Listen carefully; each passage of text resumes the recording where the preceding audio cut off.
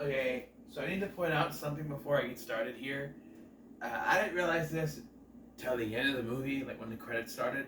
This was directed by Ivan Reitman.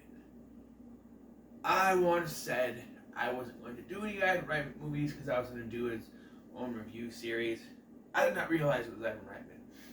But, had I realized this at the beginning? Yeah, I know, that pops up at the beginning. I didn't see that part.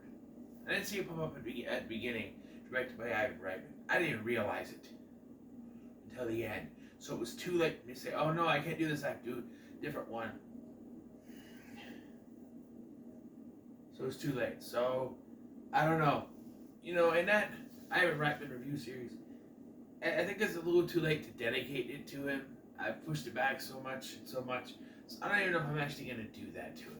But, that for him. But, I will eventually review all his movies. So that means that Stripes and Kindergarten Cop are now fair game to do whatever I want. So there's that. But, My Super Ex-Girlfriend. Let's talk about the history of me in this movie, alright? So, like I said, this was one of the first movies I bought when I got out here. So, when I first moved out here, I would, we had a Shopko, Kmart, and then eventually we had a Walmart. But Shopko was the place I would go to the most because it was right over there, so I would go and they would have sales, like they'd have bins, like Walmart does now. But they would have bins with like, you can get this certain amount off, like they have certain names on there, and this was $6.99, and this was $4.99, or this was $8.99, that sort of thing. I think it was like $5.99, $6.99, whatever. And this was in there, in the bin, and I had no idea what it was, but it intrigued me because the name of it, man, it's like, my Super Ex, what is this? So yeah, and I bought it and I watched it right away. This movie is not bad, actually, for something with that kind of name. You think, oh, it's a spoof or something, any sort of a spoof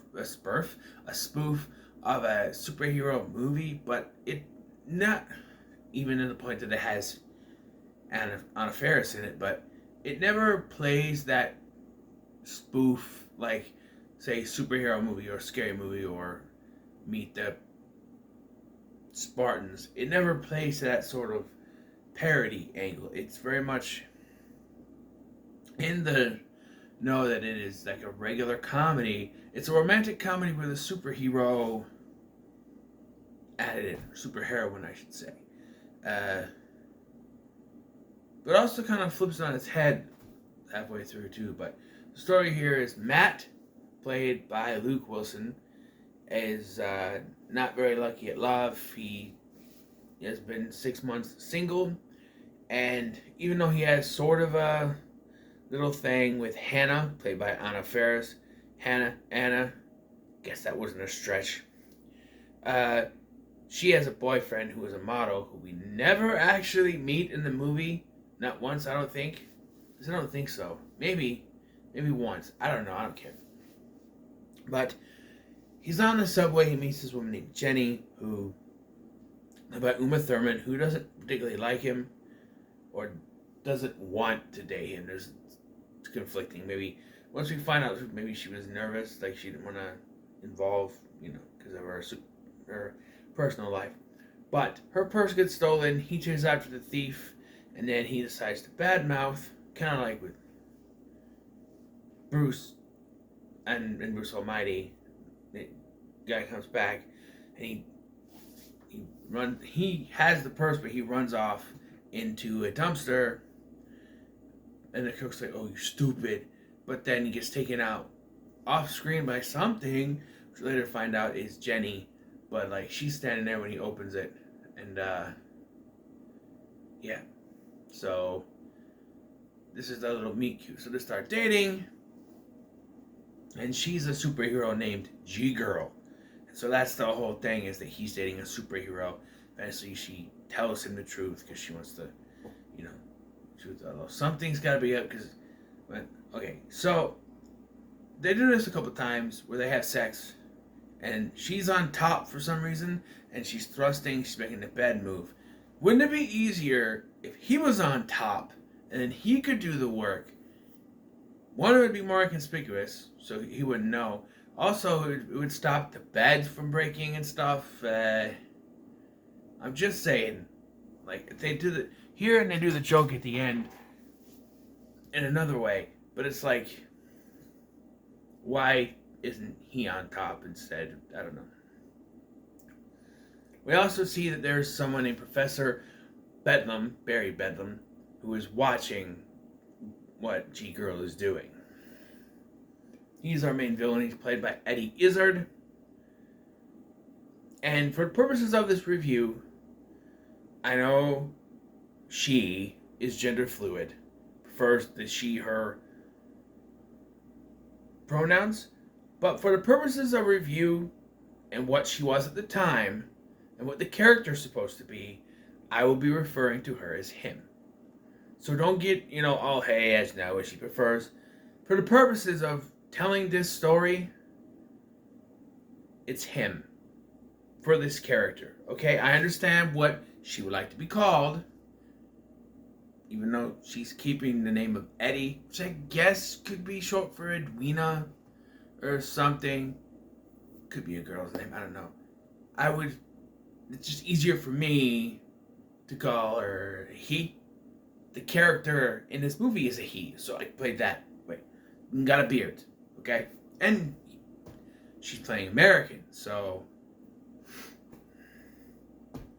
actually with stuff like this it's easier, to call them they, but I would, whatever she prefers, So, this Professor Bedlam, he was once a friend, Barry, the friend of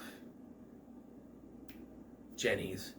And we find out that Jenny was walking home with Barry when a meteor fell. They found it, and she touched it, turning, getting superpowers, which, like this was she was typical nerd. She had dark hair, she dressed all nerdy, glasses, braces, and when she touched it, the braces just popped out of her face. It fixed her teeth like that. I think it would fix her teeth, but I don't know, pop the braces out. And, she could see without glasses. I wish that was possible for me, but, I can see, it's just blurry right now. And, her hair turns blonde for some reason. And so then she eventually becomes G-Girl, which, let me say this. It's a weird name. It's just a weird name. And then she became popular and kind of ignored Barry, which is why he becomes her nemesis and villain of this film. Alright. So Barry eventually goes to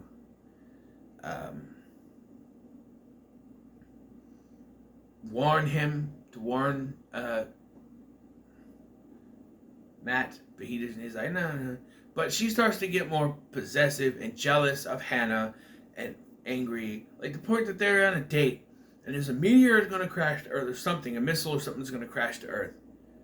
And she refuses to go out and save it because she doesn't want to leave Matt alone with Hannah. Eventually she succeeds and, she concedes, and goes. But then she comes back and she sees them hugging, but it's because the day was saved. Thanks to the Powerpuff Girls. No, I'm just kidding. Thanks to G-Girl. So, I know it's just her. So she gets jealous. But she starts to get a little too much for Matt, so he breaks up with her. And I know it's weird, he's saying that he doesn't want to be with her, with Hannah. And then he mentions Hannah has a boyfriend. There's a conversation they have after this. He's like, no, it's not like that at all. But as soon as he finds out that, literally, as soon as he finds out, he goes to comfort her after he finds out that Hannah's boyfriend was cheating on her with two, possibly three women. They immediately hook up. And it's he immediately tells her how he feels and all that, and they immediately get together. And yeah, he has liked her the whole time, and the boyfriend's been in the way. It's all very quickly done. Also, I should mention that Rainn Wilson is this as his best friend, whose name escapes me at the moment. He's really inconsequential. He's more like the...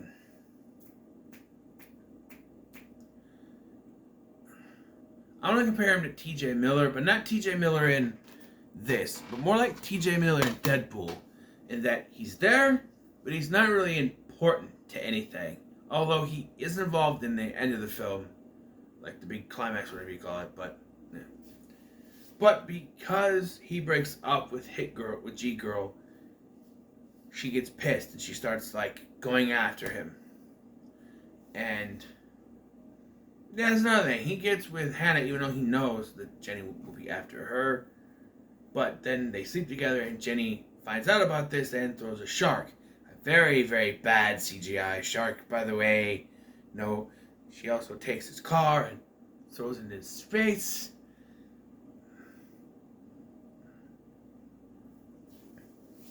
He has enough and he goes to Professor Bedlam and says, hey, you know, I can't do this anymore. And so he comes up with a plan. The plan is he has another meteor. I do like the joke where he opens up the... It's Eddie Izzard. He's funny. If you want some funny comedy with Eddie Izzard, look up on YouTube the Star Wars Canteen or... Yeah, the Star Wars Canteen or the Cake or Death. Those are two funny jokes. Cake or Death. Cake, please. But, there's this funny joke where he opens the door and inside to the fridge, and inside is a giant rock and a little ham. And he's like, I've got something that'll stop her. Opens it up. He goes, what, the rock? No, the ham. Of course the rock. No, the ham. But yeah, the rock will take Jenny's power away from her. And so he asks her out on a date, pretense being that he's going to do this. And wouldn't you know it, everything just goes to hell. You know, it's working fine, but then Hannah shows up and she gets all pissed. And then as things are starting to break down,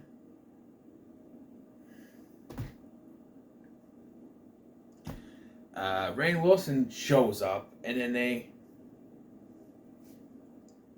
unveil the rock, takes her power away, and even though Professor Bedlam say he was going to retire from being a villain, he's not. He wants to use the power himself. And then the two women start to fight again, and this is where, up to this point, it's actually pretty good, you know, decent. Like I said, before halfway through, it changed. It's like, okay, so it starts off as this romantic comedy, but with a superhero involved. And then halfway through, after the breakup happens, becomes like a superhero revenge thing. She's more like a supervillain at this point, throwing sharks and stuff. But here is, and that's okay until we get to here, and I don't really care for the way it goes. I mean, it's not bad, but I don't really care for the way it goes. But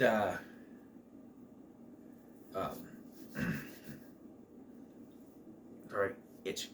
But the two women are fighting, and Jenny's going to reach for the meteor to get her powers back, and there's an explosion from the rock that flings both of them, and they think that Hannah is dead.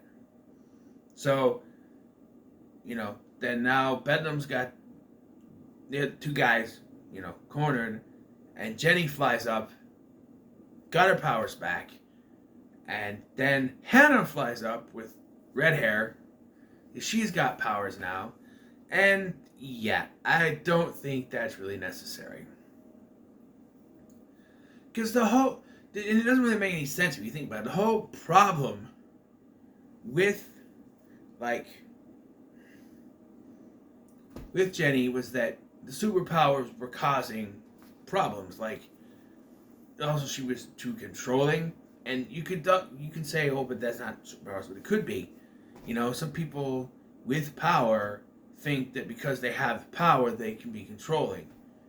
So, Jenny, because the way she was and she got jealous, she became more controlling. Having powers didn't help that. But now Hannah has powers. And then they reveal, I guess, that Barry's actually in love with Jenny. because of course he was. And they get together after the women fight around the place. Which, by the way, like, how is her secret identity not out? I don't know. But, yeah. And then, something else I gotta mention here in a minute, but, and then, like, they both become superheroes at the end, and it's like, I feel like Hannah didn't need to be a superhero. Or have superpowers, rather. Like, she could, like, be normal, and that was the whole point, is that he wanted to date, and he found out he had a superhero, and it was great. But he realizes that he just wants a normal relationship. It was cool to have a girlfriend with superpowers, but Hannah was the normal one. Even though he was with Jenny, Hannah, who was normal, was the one that he wanted. He was with this incredible super heroine. But it was the co-worker, the normal blonde co-worker that he wanted over her. And I think that her getting powers kind of ruins that. I do like how they fly off and the two men are left holding the bags. They want to get a beer? Yeah, sure. And then Ivan Reitman credit comes up. It's like, Ivan Reitman, oh no. And like I said, I don't know if I'd ever get to it. But there's another thing I want to point out. There's a running joke with Wanda Sykes' character, who is his boss, about how about a sexual harassment. She keeps thinking that Matt is sexual harassing people. And like there's certain points where I'm like, okay, I can see where she's coming from. But there's a point where he's giving a presentation and Jenny flies in and just whooshes his clothes off and she fires him for sexual harassment. There is no way, no possible way you could think he did that, purposely did that. How? How did he just make his clothes disappear? That makes no sense to me. He got fired for indecent exposure, for sexual harassment, whatever. But he didn't do anything. He was just standing there, and next thing you know, whoosh, his clothes are gone. How can you blame him for that?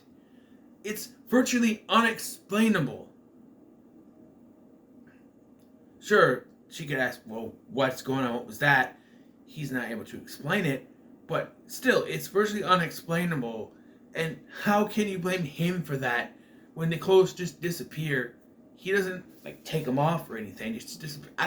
It's frustrating because it's like, he gets fired for this. He didn't do anything. He was just standing there and then whoosh, the clothes were gone. How is that his fault? It just doesn't make any sense. Overall, this movie is enjoyable. I'm going to give it the middle of the road, though, because, I don't know, the ending and that, and honestly, I think this is like the third time I've watched this since I bought it. So, it's not one I go back to regularly, but it's fine, and we have 3 left. So, excuse. Whoa, hey, get back here. Hey, get back here. All right, ready? 6. No. Duh. Okay, we can do duh. We can do duh. Duh, duh, duh, duh, duh. Oh, wait, hold it. Hold it. Duh, duh, duh. 1. Alright, now we do this.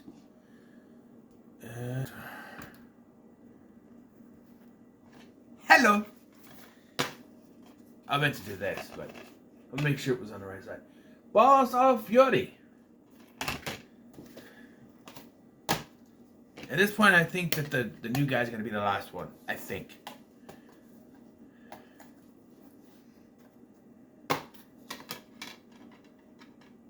No, look, there's a thing inside. Just to me up for HD DVD. Remember how good those were? Hero Season 1 at HD DVD. Very interesting. Battlestar Galactica Season 1. Balls of Fury. Mr. Bean's Holiday. And of course, Evan Almighty, the best movie ever. And it is sarcasm, of course. Oh, you can get Balls of Fury for the Nintendo DS and the Wii. Yes. Because that's what you do when you play the ping pong. Wii! But yes, that's the next one. So, what are your thoughts on, what was it? My Super Ex-Girlfriend. Yes, of course. Get distracted and there you go. What are your thoughts on my super ex-girlfriend? Let me know in the comments below. Make sure to like, share, and subscribe. Thank you for watching. I've been Scotty. I'll see you in the next one.